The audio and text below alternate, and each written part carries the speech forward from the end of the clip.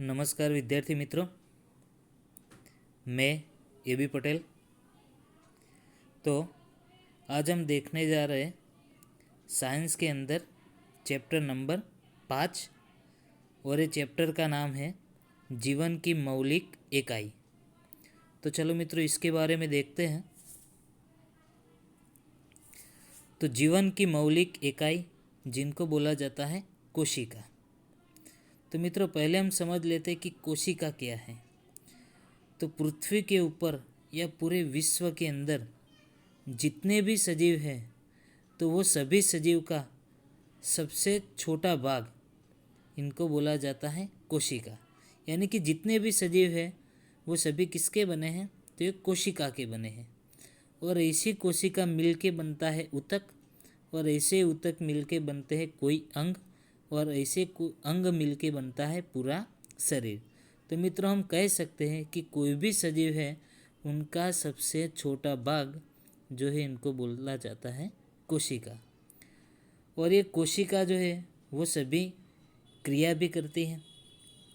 तो इनकी परिभाषा कुछ इस प्रकार हम दे सकते हैं कि कोई भी सजीव का रचनात्मक एवं क्रियात्मक एकम को कोशिका कहा जाता है। फिर से बोल रहे हैं कि कोई भी सजीव का रचनात्मक और क्रियात्मक एकम को कोशिका कहते हैं।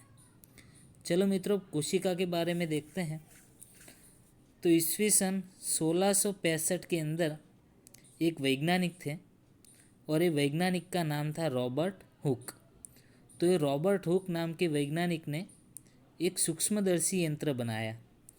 तो सूक्ष्मदर्शी यंत्र इनको हम बोलते हैं माइक्रोस्कोप।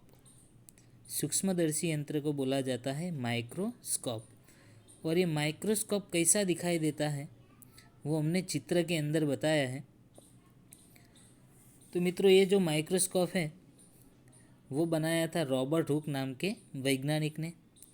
और ये वैज्ञानिक ने एक कार्क की पतली काट को, यानी कि कार्क किसे कहते हैं, तो कार्क यानी कि कोई भी वनस्पति है तो इनका ऊपर वाला छाल जो है इनका पतला भाग लिया और इनको उन्होंने क्या किया, ये सूक्ष्मदर्शी यंत्र के अंदर इन्होंने देखा।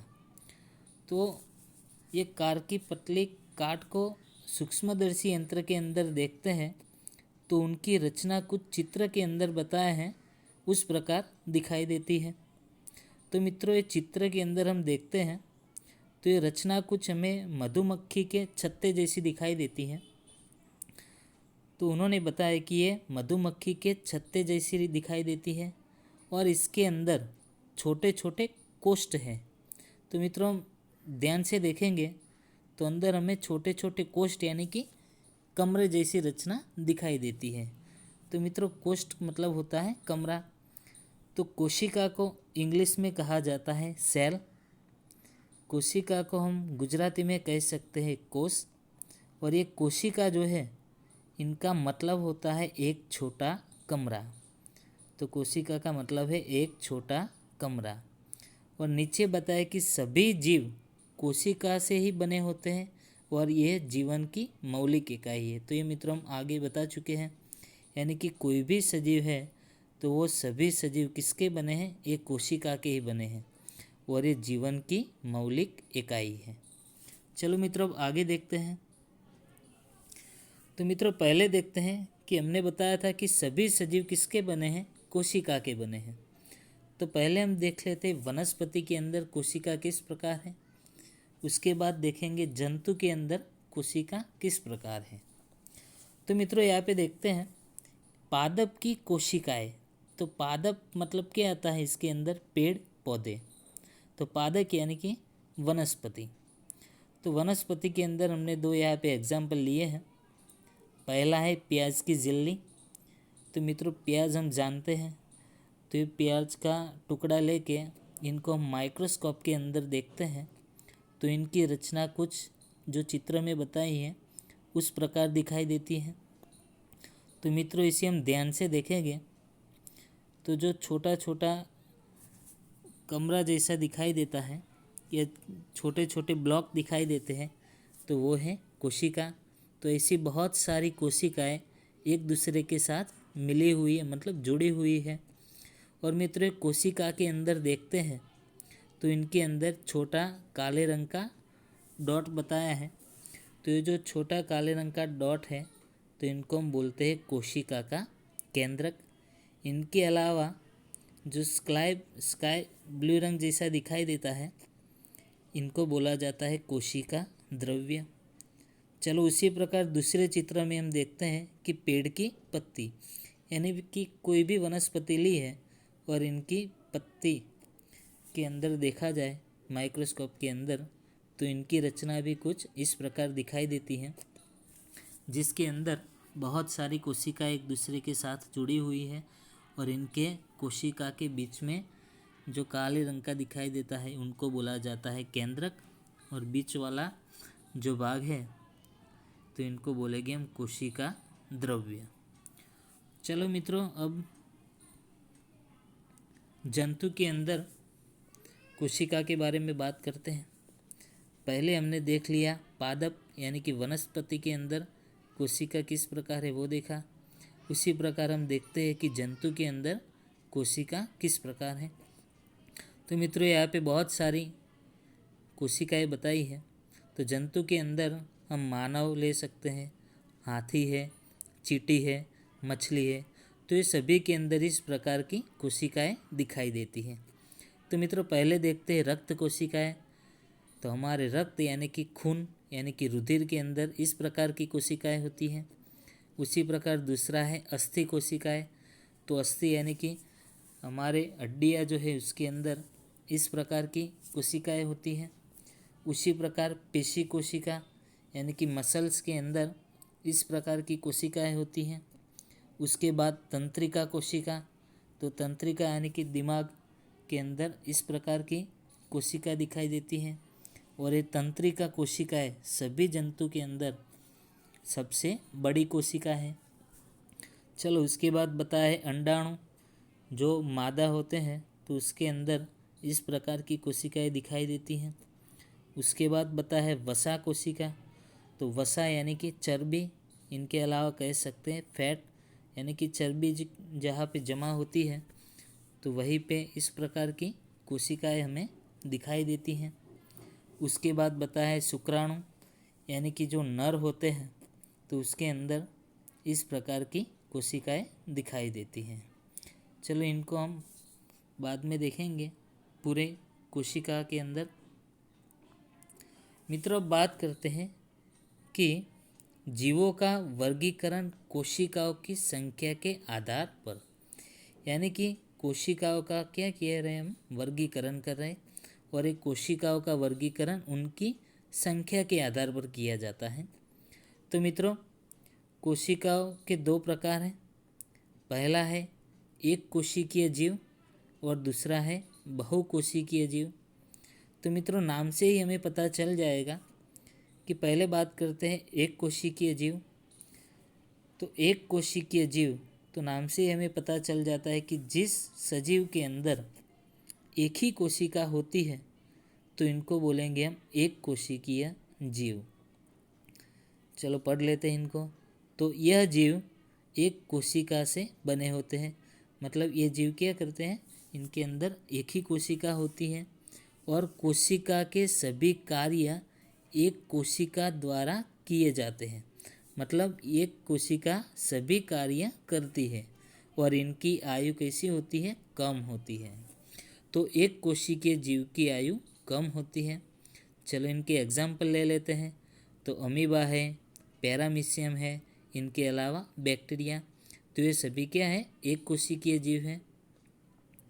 तो मित्रों, जिनके अंदर सिर्फ एक ही कोशिका होती है तो इनको बोला जाता है एक कोशिकीय जीव। चलो अब बात करते हैं बहुकोशिकीय जीव। तो नाम से ही पता चल जाएगा, बहु यानी कि ज़्यादा। तो जिनके अंदर एक से ज़्यादा कोशिका होती है तो इनको हम कह सकते हैं बहुकोशिकीय जीव। चलो अब देख लेते हैं कि यह जीव एक से अधिक विभिन्न कोशिकाओं से बने होते हैं। मतलब ये जीव के अंदर एक से अधिक यानी कि एक से ज़्यादा कोशिकाएं होती हैं और इनमें कार्य का विभाजन होता है। मतलब अलग अलग कोशिकाओं का कार्य अलग अलग होता है। अब अलग अलग कोशिका अलग अलग कार्य करती है और इनकी आयु भी कैसी होती है, अधिक होती है, और इनकी आयु अधिक होती है। एग्जाम्पल के लिए हम ले सकते हैं कि मनुष्य है, पेड़ पौधे हैं, हाथी है, चींटी है। तो ये सभी जीव के अंदर बहुकोशिकीय जीव कह सकते हैं और इनके अंदर एक से अधिक कोशिकाएं होती हैं। चलो मित्रों, उसके बाद कोशिका किससे बनी होती है, तो अब देखते हैं कोशिका की रचना। तो कोशिका जो है मुख्य 3 घटक होते हैं। तो कोशिका के अंदर मुख्य 3 घटक होते हैं, जिसके अंदर पहला है प्लाज्मा झिल्ली और इनको हम कह सकते हैं कोशिका झिल्ली। उसके बाद दूसरा है केंद्रक, इनको इंग्लिश में कहा जाता है न्यूक्लियस। उसी प्रकार तीसरा है कोशिका द्रव्य। तो चलो ये तीनों को हमें चैप्टर के अंदर पूरी तरह देखना है। तो पहले मित्रों हम बात करेंगे प्लाज्मा झिल्ली यानी कि कोशिका झिल्ली। उसके बाद दूसरे वीडियो में हम देखेंगे केंद्रक और उसके बाद देखेंगे कोशिका द्रव्य। तो चलो मित्रों, पहले हम बात करते हैं प्लाज्मा झिल्ली। तो पहला पॉइंट है प्लाज्मा झिल्ली। इनके अलावा इनका दूसरा नाम है कोशिका झिल्ली। इनके अलावा इनको कह सकते हैं प्लाज्मा झिल्ली। इनके अलावा एक और भी नाम है, इनको हम कह सकते हैं पसंदगीमान प्रवेशशील पटल। चलो इनके बारे में पढ़ते हैं। यह प्रत्येक कोशिका को दूसरी कोशिका से अलग करती है। तो मित्रों, कोई भी 2 कोशिका के बीच क्या होती है, ये प्लाज्मा झिल्ली होती है। मतलब समझ लो कि कोई एक कोशिका है और उसके बाजू में ही दूसरी कोशिका है, तो ये दोनों कोशिकाओं के बीच में क्या होती है, ये प्लाज्मा झिल्ली होती है। चलो दूसरा पॉइंट है, यह जंतु तथा पादप दोनों कोशिकाओं में होती है। तो मित्रों ध्यान रखना है कि जंतु यानी कि सभी प्राणी और पादप यानी कि वनस्पति, तो सभी वनस्पति और सभी प्राणी के अंदर ये प्लाज्मा झिल्ली हमें दिखाई देती है। चलो उसके बाद देखते हैं, यह प्रोटीन व लिपिड से बनी होती है। तो ये प्लाज्मा झिल्ली या कोशिका झिल्ली जो है वो किसकी बनी होती है, तो प्रोटीन की बनी है और लिपिड की बनी है। चलो उसके बाद चौथा पॉइंट है, यह वर्णात्मक पारगम्य होती है। यह कुछ पदार्थों को ही कोशिका के अंदर या कोशिका से बाहर जाने देती है। इसी प्रकार हमने बताया था उनका एक और नाम है, जिनको हमने बोला था पसंदगीमान प्रवेशशील पटल। यानी कि इनको जो पसंद है उसी पदार्थ को वो कोशिका के अंदर प्रवेश करने देती है और उसी पदार्थ को कोशिका में से बाहर निकालने देती है, जिसके कारण प्लाज्मा झिल्ली को हम कह सकते हैं पसंदगीमान प्रवेशशील पटल। चलो उसके बाद ये लचीली होती है। लचीली यानी कि ये कैसी है, सॉफ्ट होती है। चलो प्लाज्मा झिल्ली से पदार्थों का संचार यानी कि इनका आवागमन। तो इसके अंदर 2 क्रिया बताई है। पहला है विसरण और उसी प्रकार दूसरा है परासरण। तो पहले हम बात करते हैं विसरण की। तो मित्रों देखते हैं, तो इस प्रक्रिया के तहत पदार्थ की गति उच्च सांद्रता से निम्न सांद्रता की ओर होती है। तो मित्रों ध्यान रखना है यहाँ पे कि ये कोई भी पदार्थ जो है उनका वहन किस प्रकार होता है, तो उच्च सांद्रता से लेके निम्न सांद्रता तक इनका वहन होता है। तो मित्रों याद रखना, उच्च यानी कि ज़्यादा और निम्न यानी कि कम। मतलब उच्च यानी कि ज़्यादा सांद्रता की ओर से निम्न यानी कि कम सांद्रता की ओर इनका विसरण होता है। तो जिसके अंदर ऑक्सीजन और CO2 जैसे गैस जो है इनका विसरण यही प्रक्रिया के द्वारा होता है। तो मित्रों ऑक्सीजन और CO2 यानी कि कार्बन डाइऑक्साइड, इनका विसरण प्रक्रिया द्वारा ही कोशिका झिल्ली के आर पार आ जाती है। तो मित्रों, विसरण प्रक्रिया के दरमियान ऑक्सीजन और कार्बन डाइऑक्साइड का विसरण जो है कोशिका के अंदर और बाहर एक कौन करवाती है? प्लाज्मा झिल्ली करवाती है। चलो इसी प्रकार दूसरा देखते हैं हम, परासरण। तो इस प्रक्रिया के तहत द्रव पदार्थ, तो मित्रों ध्यान रखना, आगे विसरण के अंदर हमने जो देखा उसके अंदर जो गैस थी उनका क्या हो रहा था? आदान प्रदान हो रहा था। अब मित्रों ध्यान रखना है यहाँ पे द्रव पदार्थ, द्रव यानी कि तरल पदार्थ जो है उनकी गति उच्च सांद्रता से निम्न सांद्रता की ओर होती है। यानी कि द्रव पदार्थ जो है, एग्जाम्पल के रूप में हम ले सकते हैं पानी। तो पानी का परासरण किस प्रकार होता है? तो जहाँ पे पानी उच्च सांद्रता यानी कि जहाँ पे पानी की सांद्रता ज़्यादा है वहीं से जिस तरफ पानी की सांद्रता कम है उस प्रकार ये पानी का वहन होता है, जिनको हम बोलेंगे परासरण। तो जल परासरण प्रक्रिया द्वारा ही कोशिका झिल्ली के आर पार जाता है। और ये किस प्रकार कोशिका के अंदर पानी का प्रवेश होता है वो हम आगे देखते हैं। तो मित्रों, सांद्रता के अनुसार विलयन के प्रकार। तो सांद्रता के आधार पे विलयन के मुख्य 3 प्रकार किए हैं। पहला है अति परासरण दाबी विलयन, दूसरा है समपरासारी विलयन और तीसरा है अल्प परासरण दाबी विलयन। तो चलो मित्रों पहला देखते हैं हम, अति परासरण दाबी विलयन। तो अति परासरण दाबी विलयन किसे कहते हैं? तो कोशिका के अंदर की सांद्रता बाहर की सांद्रता से अधिक है। मतलब कोशिका के अंदर की सांद्रता बाहर की सांद्रता से कैसी है? अधिक है। मतलब कोशिका के अंदर वाले भाग के अंदर पानी की मात्रा कैसी है? ज़्यादा है। और कोशिका के बाहर की ओर पानी की मात्रा कैसी है? कम है। तो मित्रों हमने बताया था आगे कि अधिक सांद्रता की ओर से कम सांद्रता यानी कि निम्न सांद्रता की ओर इनका क्या होता है? परासरण होता है। तो मित्रों यहाँ पे हम देखते हैं कि कोशिका के अंदर की ओर पानी की सांद्रता कैसी है? ज़्यादा है। और बाहर की ओर पानी की सांद्रता कैसी है? कम है। तो ये पानी अंदर की ओर से क्या होता है? बाहर की ओर निकल जाता है, जिसके कारण ये कोशिका क्या हो जाती है? सिकुड़ जाती है। तो मित्रों जो पहला चित्र बताया है वो बता रहा है अति परासरण दाबी विलयन, जिसके अंदर कोशिका के अंदर वाले भाग में सांद्रता ज़्यादा है और बाहर वाले भाग में सांद्रता कम है। तो पानी का वहन किस प्रकार होगा? उच्च सांद्रता की ओर से निम्न सांद्रता की ओर, जिसके कारण पानी अंदर की ओर से बाहर की ओर निकल जाता है और इसके कारण कोशिका क्या हो जाती है? सिकुड़ जाती है। चलो मित्रों इसके बाद दूसरा देखते हैं, समपरासारी विलयन। तो समपरासारी, सम यानी कि समान। तो समपरासारी विलयन के अंदर की ओर मतलब कोशिका के अंदर की ओर और कोशिका के बाहर की ओर दोनों की ओर ये पानी की सांद्रता कैसी होती है? समान होती है। तो इनको कहेंगे हम समपरासारी विलयन। और इसके द्वारा जो पानी अंदर की ओर प्रवेश करेगा, मतलब जितना पानी अंदर की ओर मतलब कोशिका के अंदर की ओर प्रवेश करेगा उतना ही पानी कोशिका की बाहर की ओर निकल जाता है। मतलब दोनों की ओर पानी कैसा होता है? समान होता है। मतलब दोनों की ओर पानी की सांद्रता कैसी होती है?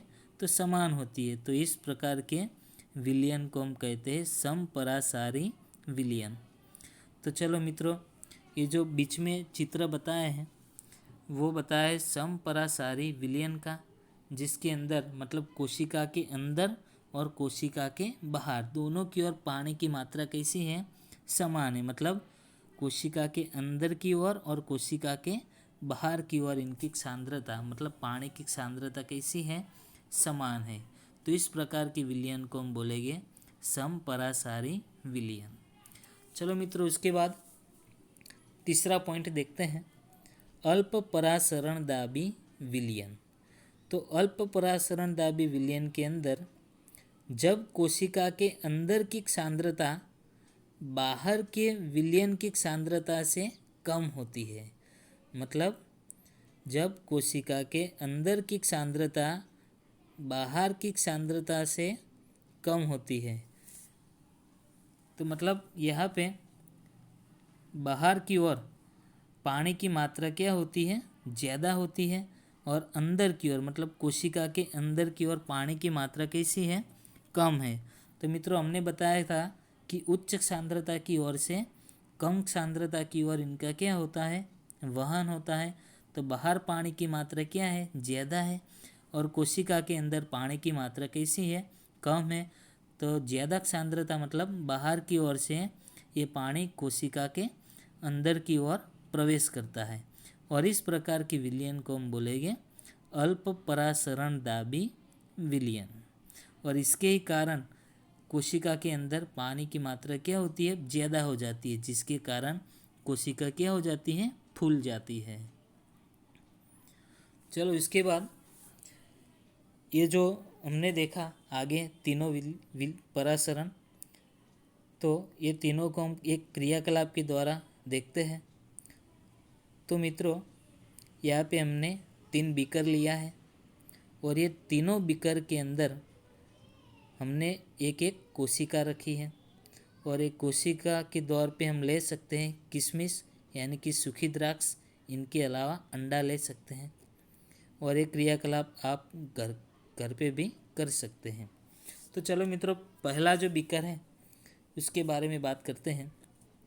तो पहले बीकर के अंदर हम देख सकते हैं कि अंदर वाली जो कोशिका है उसके अंदर पानी की मात्रा क्या दिखाई है, ज़्यादा दिखाई है, और बाहर जो डॉट किए हैं वो कैसे हैं, कम है। अंदर की कंपेयर में बाहर वाले डॉट क्या है, कम है।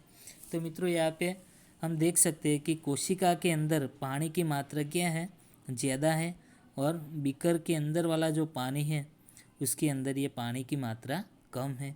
तो मित्रों क्या होगा कि अंदर की ओर मतलब जहाँ पे पानी की मात्रा ज़्यादा है वहीं से बाहर की ओर पानी क्या होगा, निकल जाएगा। तो कोशिका में से पानी बाहर की ओर निकल आता है, और इनको हम बोलते हैं अति परासरण दाबी विलयन। चलो मित्रों उसके बाद दूसरे चित्र में हम देखते हैं कि बीकर के अंदर जो पानी है उतना ही पानी कहाँ पे दिखाई देता है, तो कोशिका के अंदर वाले भाग में, मतलब दोनों की ओर पानी की मात्रा कैसी है, समान है। तो इसके अंदर जितना पानी बाहर की ओर निकलेगा उतना ही पानी कोशिका के अंदर की ओर प्रवेश करेगा, और इनको हम बोल सकते हैं समपरासारी विलयन।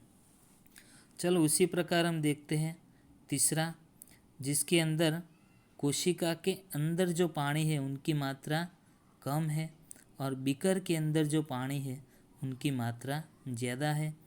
तो ज़्यादा पानी है वही से ये पानी कोशिका के अंदर की ओर प्रवेश करता है, जिसके कारण कोशिका क्या हो जाती है, फूल जाती है। चलो मित्रों उसके बाद ये प्लाज्मा झिल्ली पूरी हो गई। अब हम बात करते हैं उसी प्रकार कोशिका भित्ति। तो कोशिका भित्ति क्या है वो देखते हैं। तो पहला पॉइंट है यह पादप कोशिका की सबसे बाहरी झिल्ली है, यानी कि आगे हमने देखा था कोशिका की रचना नीचे जो बताया है, तो बीच वाला भाग है केंद्रक, और इसके बाहर वाली सबसे बाहर जो हमें ब्लू रंग का बताया है वो है प्लाज्मा झिल्ली। और ये प्लाज्मा झिल्ली के भी बाहर एक झिल्ली होती है, इनको हम बोलते हैं कोशिका भित्ति।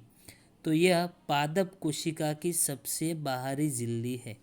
तो पादप यानी कि वनस्पति, तो वनस्पति कोशिका के बाहर की ओर मतलब प्लाज्मा झिल्ली के बाहर की ओर एक और झिल्ली दिखाई देती है, और इनको बोला जाता है कोशिका भित्ति।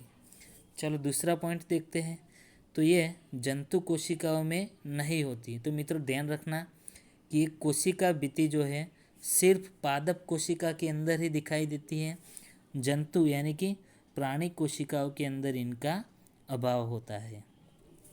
चलो इसके बाद तीसरा पॉइंट है यह सख्त, मोटी, संरंध्र, मृत संरचना होती है। तो मित्रों ध्यान रखना ये सख्त यानी कि मजबूत होती है, और ये क्या होती है, तो मृत संरचना है। चलो उसके बाद चौथा पॉइंट देखते हैं, यह सेल्यूलोज से बनी होती है। तो मित्रों ध्यान रखना कि कोशिका भित्ति जो है वो किसकी बनी है, सेल्यूलोज की बनी है। चलो उसके बाद पांचवा पॉइंट है, दो कोशिका भित्तियों के बीच मध्य भित्ति होती है। तो कोई भी दो कोशिका है तो उनके बीच में क्या होगी, ये मध्य भित्ति होती है। तो चलो मित्रों आज के लिए इतना ही। आगे वाले वीडियो के अंदर हम देखेंगे केंद्रक, उसके बाद इनके जीवरस जो है उनके अंदर आने वाले अंग के बारे में चर्चा करेंगे। आभार।